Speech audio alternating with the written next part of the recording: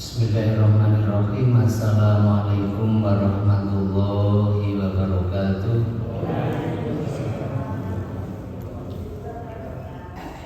Alhamdulillahillazi hadana li hadza wa ma kunna linahtadiya laula an hadanallah. Asyhadu an la ilaha illallah wahdahu la syarikalah wa asyhadu anna Muhammadan abduhu wa rasuluh. Allahumma salli wa sallim wa barik ala sayyidina Muhammadin wa ala alihi wa ashabihi ajmain. Rabbi zidni ilma, Allahumma anfa'ni bima 'allamtani wa alimni ma yanfa'uni warzuqni ilma yanfa'uni. Qala al-musannifu rahimahullah ta'ala wa nafa'na bihi wa bi ulumihi fi darain. Amin. Amma ba'd. Muslimin muslimat rahimakumullah. Alhamdulillah, sampai kesempatan ini kita masih diberi berbagai kenikmatan oleh Allah sehingga bisa hadir di tempat yang mulia, yakni masjid. Mudah-mudahan sampai akhir hayat kita senantiasa didekatkan oleh Allah di baitnya, yaitu masjid. Insyaallah sore ini kita masih melanjutkan tentang tafsir surat Al-Fatihah yang ditampilkan dari kitab Tafsir Ibnu Katsir halaman 32, Zikru aqwalis salafi fil alhamdu. Bagaimana pendapat para ulama salaf berkaitan dengan lafaz alhamdu. Kita sedang membahas tentang alhamdulillahi rabbil alamin.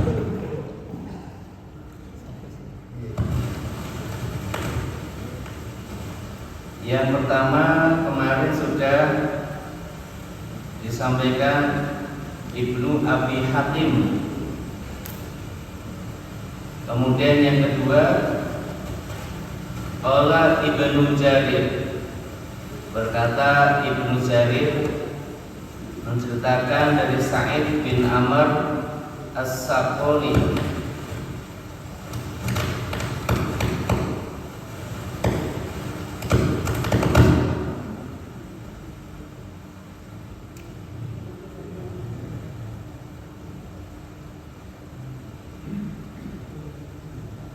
Dari Hakim bin Amir, ada seorang sahabat berkata bahwa Rasul Shallallahu Alaihi Wasallam bersabda,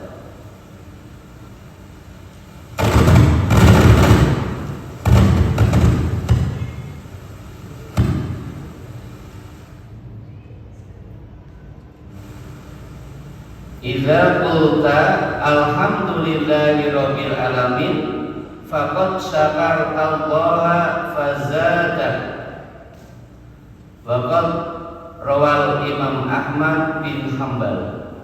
Ada sebuah hadis yang menjelaskan bahwa Rasul bersabda, apabila engkau mengucapkan alhamdulillah rabbil alamin, maka sungguh engkau telah bersyukur kepada Allah, maka Allah pun akan menambahkan kenikmatannya. Ucapan alhamdulillah itu bagian dari tandanya orang yang bersyukur. Kenapa? Karena kenikmatan yang diberikan oleh Allah kepada kita kemudian mengembalikannya kepada Allah. Ucapannya alhamdulillahi rabbil alamin. Segala puji milik Allah, Tuhan semesta alam. Maka sudah selayaknya kalau kita mendapatkan kenikmatan atau sedang tidak merasakan, meskipun sebenarnya kita adalah selalu diberikan kenikmatan oleh Allah. Kita ucapkan alhamdulillahirabbil alamin, alhamdulillahirabbil alamin. Itu tandanya orang bersyukur, tandanya orang berterima kasih kepada Allah. Wazada, Allah akan tambah kenikmatannya.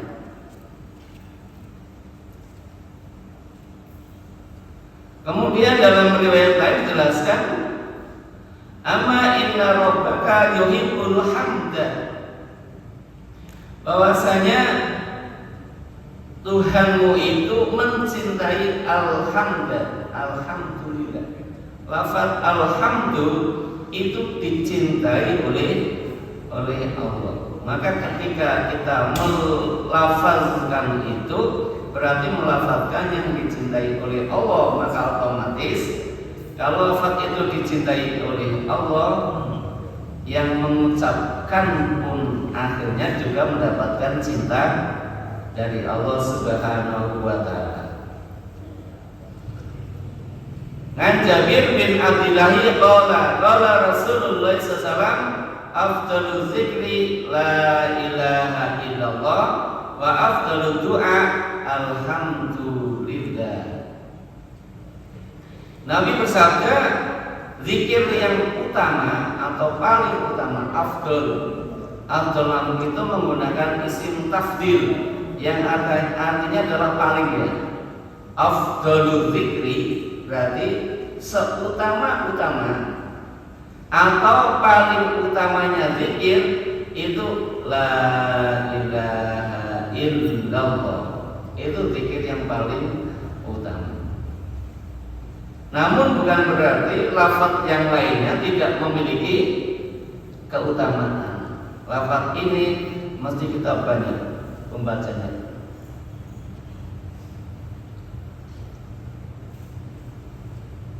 Saya pernah membaca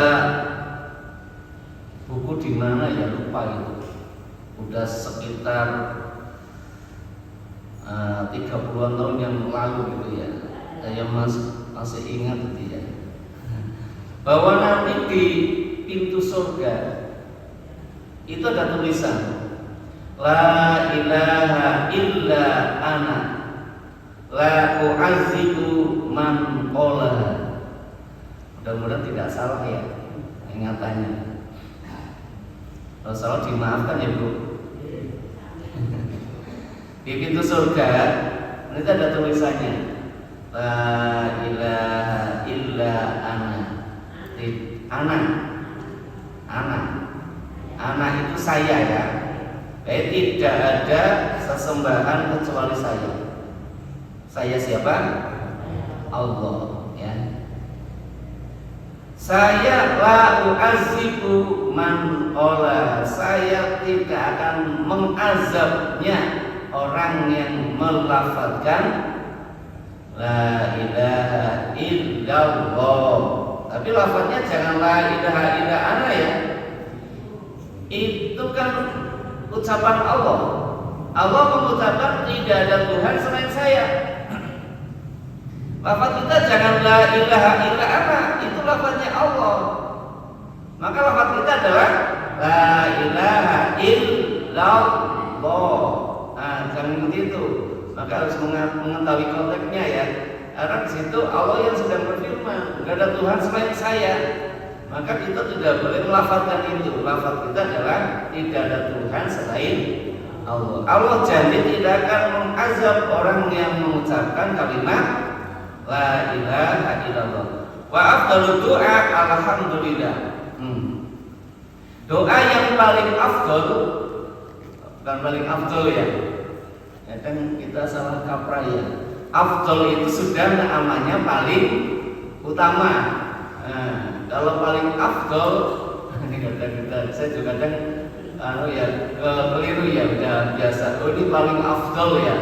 Kalau afdal itu sudah paling utama. Afdal itu utama. Seperti akbar ya. Apa artinya? Paling besar, bukan paling akbar.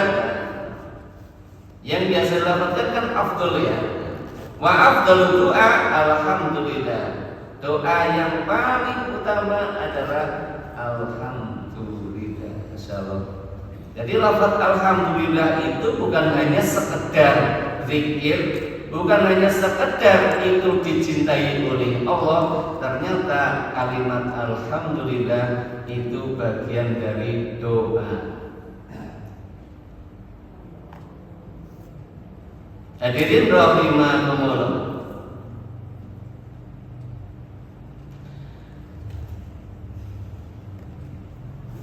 An Anas an Nabi sallallahu alaihi wasallam. Law anna dunya bihazafin fi yadin rajulin min ummati summa qala alhamdulillah lakana alhamdulillah afdalu min dzalik. Nabi menggambarkan jika dunia itu di dalam satu genggaman seseorang, kemudian alhamdulillah dalam satu tangan yang lain, itu kata Nabi lebih utama lafaz alhamdulillah. Berarti kalau ditimbangnya, kalau ditakar lafaz alhamdulillah dengan bumi itu berat alhamdulillah. Maka betul-betul lafaz ini kita maknai, kita lafazkan, kita zikirkan, dan kita jadikan untuk doa. Alhamdulillah. Kalau pendeknya alhamdulillah ya. Kalau ditambah berarti alhamdulillahirabbil alamin. Biasanya habis sholat kan kita berapa Pak Malim ya? Alhamdulillah berapa? 33 ya. Nah, 33 itu jumlah minimal. Lebih banyak dari itu nggak apa-apa ya. Lebih banyak dari 33 nggak apa-apa, perbanyak. Nah, 3.000 ya nggak apa-apa, tidak dibatasi ya.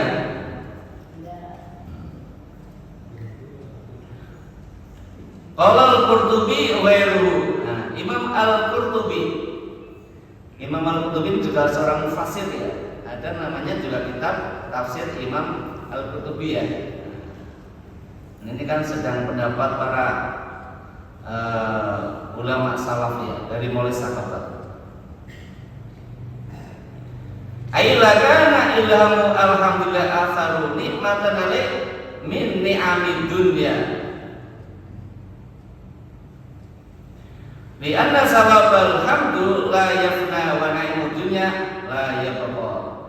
Ini pendapat Imam Al-Qurtubi wa ghairu dan juga pendapat yang lainnya. Jadi kalau ada orang mendapatkan ilham, maksudnya orang itu suka melafazkan alhamdulillahirabbil alamin gitu ya. Orang senang itu melafazkan itu. Itu kenikmatan yang paling besar dibanding kenikmatan dunia. Orang bisa melafazkan alhamdulillahirabbil alamin, itu sudah melebihi kenikmatan yang lainnya. Tidak ada yang bisa melebihi kenikmatan itu di dunia. Di dunia kita kenikmatan yang paling menyenangkan apa ya Bu? Ada enggak? Nah, karena pahala lafaz alhamdulillah itu tidak akan sirna, sedangkan kenikmatan dunia tidak akan kekal ya. Sesungguhnya pahala kalimat alhamdulillah itu tidak akan sirna, la yafna, tidak akan fana. Kalau dunia kan fana ya, fana akan hancur, akan mati, akan hilang. Nah, pahalanya alhamdulillah itu tidak akan hilang, tidak akan hancur. Sedangkan kenikmatan dunia la yabqa, tidak akan kekal. Kenikmatan dunia kan sedikit. Saya kalau sering membayangkan contoh kenikmatan dunia sedikit itu, kalau saya haus, saya minum 1 gelas, rasanya segar. Tambah lagi gelas kedua, kenikmatannya beda apa sama? Beda. Tidak senikmat kenikmatan minum yang pertama. Tambah lagi, saya minum gelas ketiga. Seger mana ketiga sama kedua? Kedua. Seger mana antara gelas ketiga dengan gelas ke-1? Gelas 1. Udah tambah lagi gelas keempat. Lama-lama nikmat ya. Nah itu minum. Makan coba. Siapapun itu ya. Mau makan apa yang ibu masih suka sate ya Bu? Oh enggak. Makan sate 1 porsi, sedang lapar ya. Pokoknya itu lapar siang hari, makan sate pesen, nunggunya ngantri lama Pak. Baru baunya sudah sini tambah lapar. Dapat 1 porsi. Nikmat gak Pak? Masya Allah, sangat nikmat 1 porsi. Itu Pak Imam ya. Coba tambah porsi kedua Pak Imam. Nilainya beda ya? Beda banget coba. Beda banget. Terus lagi yang kedua, ketiga, keempat, kelima. Tidur kita tidur enak. Pertama capek sekali tidur. Kemudian tidak cukup tidurnya, tidur lagi, nikmat gak? Iya. Karena itulah kenikmatan dunia. Qala Allah Ta'ala, a'udzu billahi minasyaitonir rajim, al-malu wal banuna zinatul hayatid dunya wal baqiyatus sholihatu khairun inda rabbika thawaban wa khairun amala. Harta dan anak-anak itu kenikmatan dunia. Jadi kalau kita punya harta, kita punya anak, itu adalah zinatul hayati dunia, hiasan kehidupan dunia. Tetapi amalan-amalan yang kekal, yang baik, itu lebih baik dari yang lainnya di sisi Allah Subhanahu wa Ta'ala. Al-baqiyatus sholihat ini tafsirnya ada beberapa ya, ada beberapa. Di antaranya sholat 5 waktu, dari mulai maghrib, isya, subuh, zuhur, asar, itu lebih baik daripada kehidupan dunia. Ada lagi yang menafsiri zikir subhanallah walhamdulillah wala ilaha illallah wallahu akbar la haula wala quwwata illa billahil aliyil azim. 5 kalimat itu juga apa? Amalan yang dianggap kekal. Jadi biasanya kita katakan subhanallah walhamdulillah wala ilaha illallah akbar la haula wala quwwata illa billahil aliyil azim. Ibu bapak betul Bu? Hafal itu pasti hafal lafaz itu.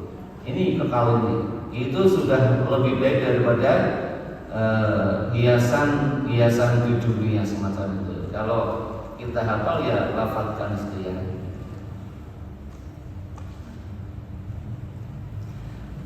Wa fi sunani Ibnu Majah an Ibnu Umarin anna Rasulullah sallallahu haddatsahu. Ada sebuah hadis dijelaskan, anna abdan min ibadillahi qala, sesungguhnya ada seorang hamba dari hamba Allah itu, dia berkata, ya Rabba lakal hamdu kama yanbaghi li jalali wajhika wa azimi sultanik. Itu Pak Mu'alim baca, itu ya. Kalau di awal orang mimpin doa biasanya dibaca. Di sini lafadznya ya Rabbalakal hamdu kama yanbaghi li jalali wajhika wa 'azimi sultanik. Nah, membacanya itu. Atau alhamdulillahirabbil alamin biasanya hamdan syakirin, hamdan na'imin, hamdan yuwafi ni'amahu wa yukafi mazidah. Ya Rabbana lakal hamdu kama yanbaghi li jalali wajhikal karim wa li 'azimi sultanik. Biasanya begitu ya. Nah, Nabi bersabda, ada seorang hamba melafazkan itu.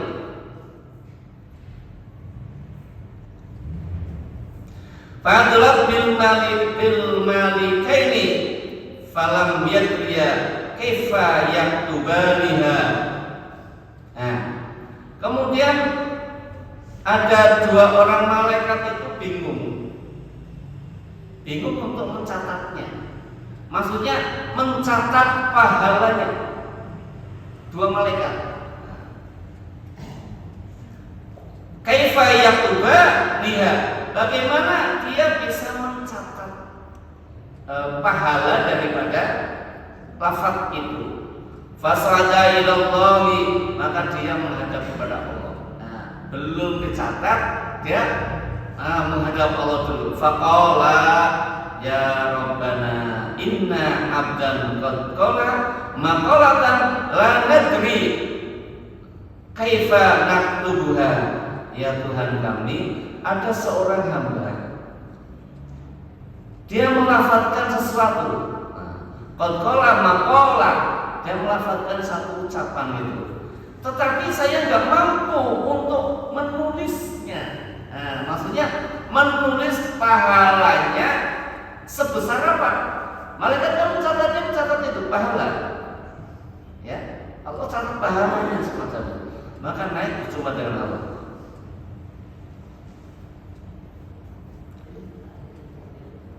Qala Allahu wa huwa a'lamu bima qala 'abduhu. Masa qala 'abdi?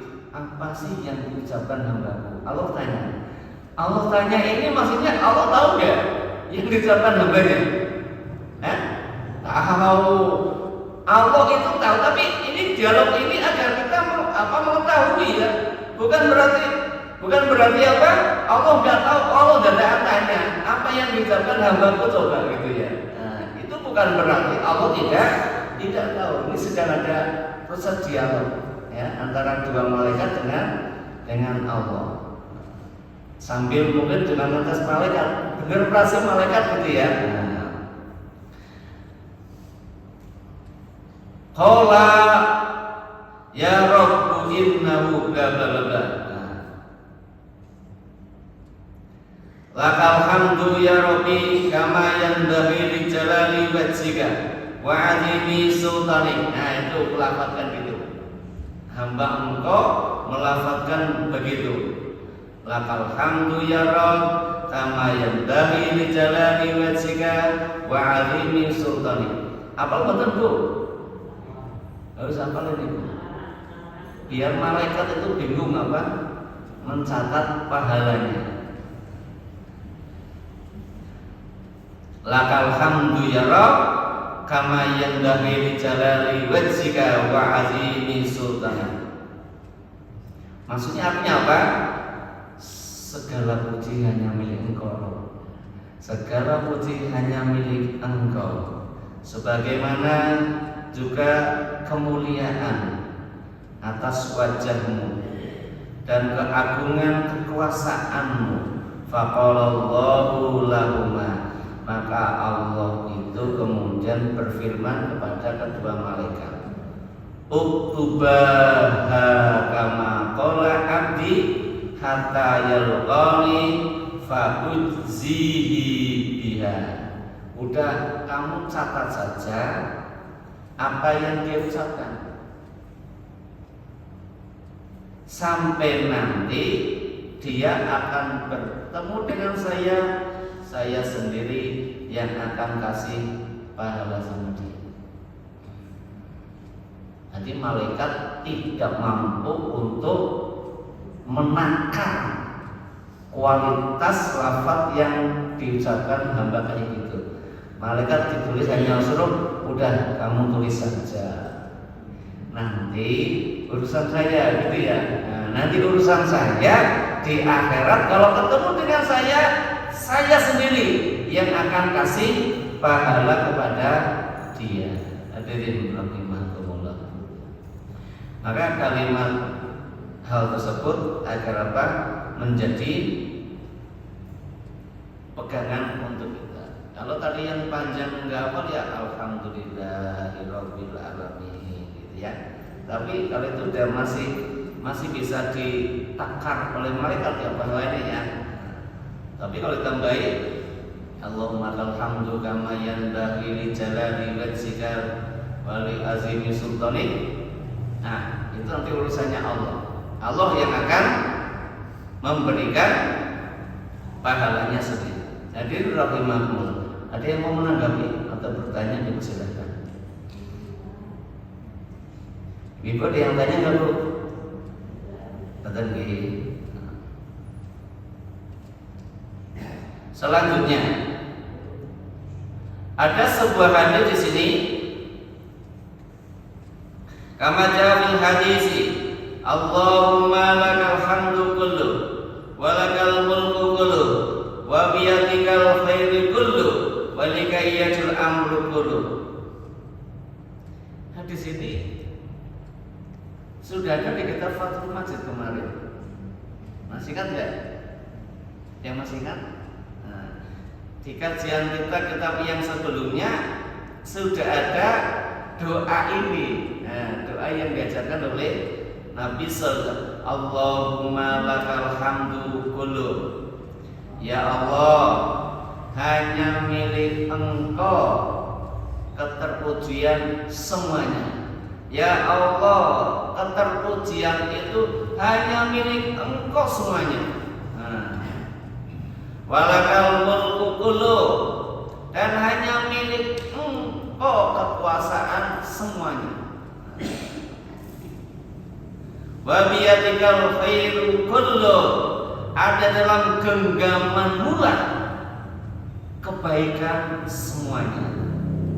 Wa ilaika yarji'ul amru kullu, dan kembali seluruh urusan kepadamu semuanya. Nah, ini kalau bisa ya dihafalkan. Kalau enggak ya diingat-ingat. Nah, kalau bisa dihafalkan, kalau enggak bisa ya diingat-ingat ini. Ya. Allahumma lakal hamdu kullu. Lafazkan bersama ya. Paling enggak ya tambah ilmu tambah amal ya. Nanti ingatnya separuh ya dilafadzkan separuh, tidak apa-apa ya. Mari bismillah. Bismillahirrahmanirrahim. Tirukan ya.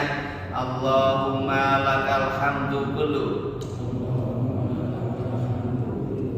Lagi. Walakal mulku kullu. Lagi. Allahumma lakal hamdu kullu walakal mulku kullu. Saya gabungkan ya. Allahumma lakal hamdu kullu walakal mulku kullu. Mari.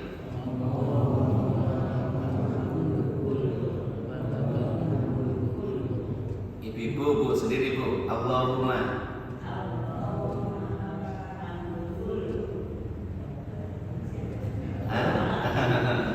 Yang kedua walakal mulku kullu.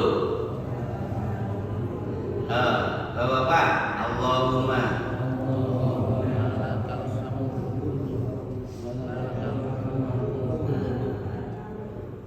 Tambah lagi kan? Tambah lagi ya. Wa biyadikal khairu kullu.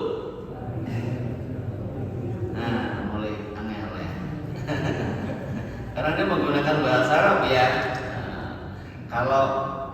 Kalau belum hafal ya sebagian Allahumma lakal hamdu kullu walakal mulku kullu itu. Ya. Kalau ditambahi di sini ya wa biyadikal khairu kullu wa ilaika yarji'al amru kullu. Nah, jadi ada berapa? Allahumma lakal hamdu kullu, yang itu ya. Walakal mulku kullu wa biyadikal khairu kullu wa ilaika yarji'al amru kullu. Ada 4. Ada 4 bagian. Hadirin lagi mantul. Nanti kalau misalkan perlu tulis ya nanti biar Pak Sugeng nulis nanti di share ya. Biar pahalanya banyak gitu ya, berbagi ilmu gitu. Ini doa yang sangat baik ya. Doa ini sangat baik kalau bisa ya kita lafazkan. Hadirin rahimakumullah. Lanjut. An Ibnu Abbasin. Bapak Ibu, ini sanadnya tidak saya baca semuanya, karena di sini kan bacanya an ya. Saya baca yang terakhir ya, dari sahabat Nabi ya. Karena kalau baca semuanya jadi santren ya. Onjong. Memang di antara keistimewaan ilmiahnya kitab itu nyambung dari siapa terus itu. Sekarang yang namanya ilmiah itu bisa dipertanggungjawabkan. Itu ucapan dari mana? Ya, kalau itu sumbernya dari mana kita kutip, tidak boleh kita plagiat. Nah, Ibnu Katsir ini memberikan satu pembelajaran di dunia ilmiah itu bagaimana menyebutkan referensinya. Ya, referensinya kalau beliau menggunakan footnote ya dalam menulis karya ilmiah disebutkan dari siapa, semuanya dari siapa. Dan di dunia sekarang itu kalau kita membuat karya ilmiah hanya satu saja. Kalau kita mengambilkan satu buku, ditulis bukunya itu pengarangnya siapa, judulnya apa, di mana diterbitkan, tahun berapa, halaman berapa. Hanya satu coba, hanya satu pengarang buku. Tapi beliau menyebutkan dari sekian urutannya sampai terus sekali. Nah, maka saya bacakan An Ibnu Abbasin. Saya potong dari Ibnu Abbas. Alhamdulillahirabbil alamin. Alhamdulillah alladzi lahul khalqu kullu samawati wal ard wa ma fihinna wa ma bainahunna mimma na'lam wa ma lam na'lam. Nah, Ibnu Abbas menjelaskan lafaz Alhamdulillahirabbil alamin. Artinya adalah segala puji itu hanya milik Allah. Karena apa? Karena miliknya lah seluruh makhluk. Semuanya. As-samawat wal ard. Langit dan bumi. Langit dan bumi itu adalah ciptaannya Allah. Wa ma fihinna, dan semua yang ada di langit dan di bumi. Di langit itu ada apa? Di bumi itu ada apa? Lahul khalq, itu adalah ciptaan Allah. Kita nggak tahu coba di bumi ini isinya apa, tidak tahu. Apalagi sampai ke langit. Kemarin kita sudah membahas jarak bumi ke langit berapa ratus ribu tahun ya. Itu baru jarak menuju langit ke 1, belum lagi langit ke 7, belum lagi ke samudra, belum lagi sampai ke aras ya, sampai ke sana. Wa ma bainahuma, dan apa yang ada di antara bumi dan langit. Ada bumi dan isinya, ada langit dan isinya. Wa ma bainahuma, di antara keduanya ada apa? Mimma na'lamu wa mimma la na'lam, yang kita ketahui maupun yang tidak kita ketahui. Kita mengetahui itu hanya sebatas yang kita ketahui, tapi belum tahu bumi itu isinya apa, semuanya ya. Kemudian langit itu isinya apa saja kita nggak tahu. Kalau langit itu diartikan as-samawat, berarti langit-langit, atau as-samawat ada 7 langit, kita tidak tahu. Itu baru bumi, langit dan isinya. Belum wama bainahuma, di antara itu semuanya juga ada ciptaan. Semuanya itu adalah ciptaan Allah. Alhamdulillahilladzi lahul khalqu kullu. Maka keterpujian itu hanya milik Allah yang telah menciptakan semuanya. Karena semuanya adalah milik Allah Subhanahu wa ta'ala. Hadirin rahimakumullah. Wa qala Ikrimah an Ibni Abbasin Rabbul jinni wal insi. Ada Rabbul alamin, diterjemahkan Tuhannya semesta alam adalah Rabbul jinni wal insi, Tuhannya jin dan manusia. Jadi al-alamin bisa ditafsiri di sana adalah al-jin wal ins. Jadi jin dan manusia maksudnya. Karena yang beribadah kepada Allah kan kalangan jin dan manusia ya. Nah, yang beribadah itu. Yang lainnya tidak. Maksudnya bukan tidak berarti mereka tidak beribadah ya. Nah, mereka melakukan tasbih, tahmid kepada Allah. Malu-malu semuanya yasjudu man fis samawati wal ardh, semuanya adalah bersujud kepada Allah. Nah, tapi dari kalangan jin dan manusia inilah memang yang disebut juga wa ma khalaqul jinna wal insa illa liya'budun. Tidaklah ciptakan jin dan manusia kecuali mereka untuk menyembah saya. Jadi dari kalangan jin. Ada yang mau bertanya?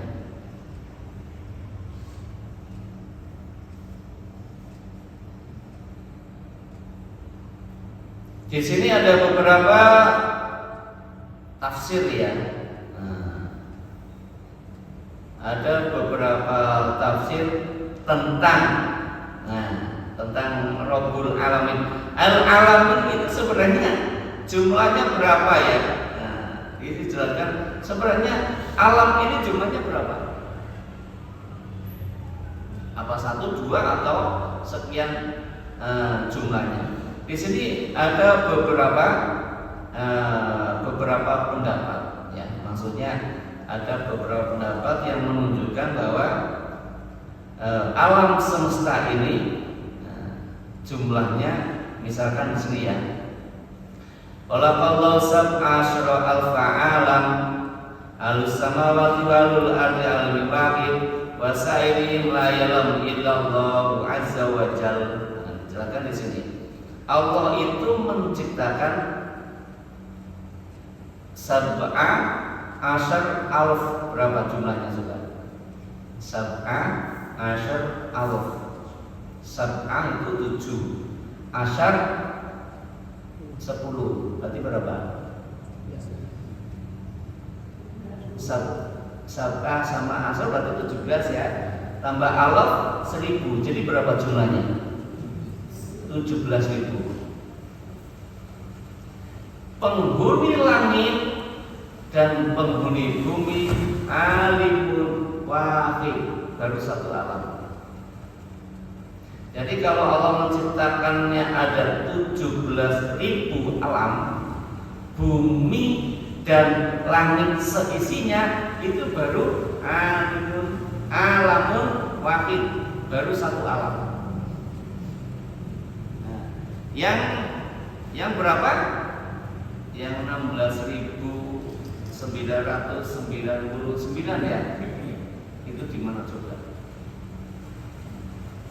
Padahal kita baru mengenal satu, bumi. Ini baru mengenal bumi, kita belum mengenal langit ya. Kita baru mengenal bumi. Bumi ini pun belum kita kenal semuanya. Ya. Nah, padahal alus samawati wa al ardi alamun wahidun. Bumi dan langit beserta penduduknya, ahlulnya, bersama penduduknya, isinya apa? Itu apa? Alamun wahid, baru satu alam. Masya Allah. Wasailum la ya'lamu illallah azza wa jalla. Kemudian yang lainnya di mana? Hanya Allah azza wa jalla ya'lam, yang mengetahuinya. Kita tidak bisa mengetahuinya, Masya Allah. Inilah keterbatasan kita. Tetapi teknologi modern sekarang sudah mulai pada tembus. Udah mulai pada orang-orang barat kalau masang apa yang di atas namanya itu? Satelit. Itu di mana, Pak? Satelit itu tempatnya di mana?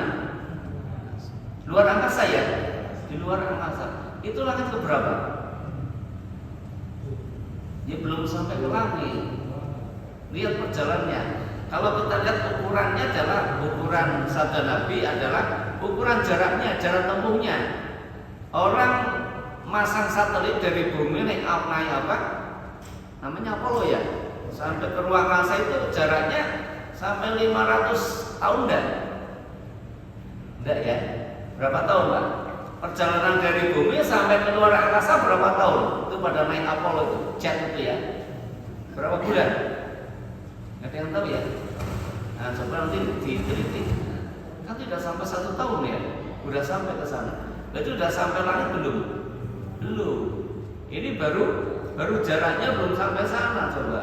Nah, itu baru jarak antara bumi dengan langit. Masya Allah. Itu jauh sekali.